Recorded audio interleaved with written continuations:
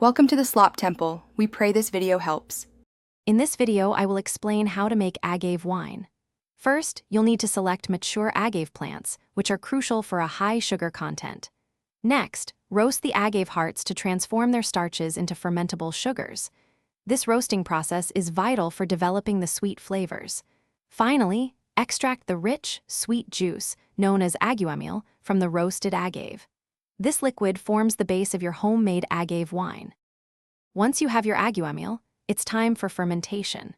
Add a suitable wine yeast strain to the juice to kickstart the process.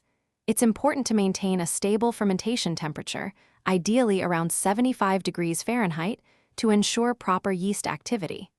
Let the mixture ferment for approximately 7 to 10 days, or until bubbling significantly slows down.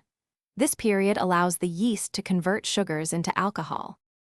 After fermentation, you'll need to refine your agave wine. Rack the liquid, which means carefully siphoning it off the sediment at the bottom of your fermenter. This step helps clarify the wine.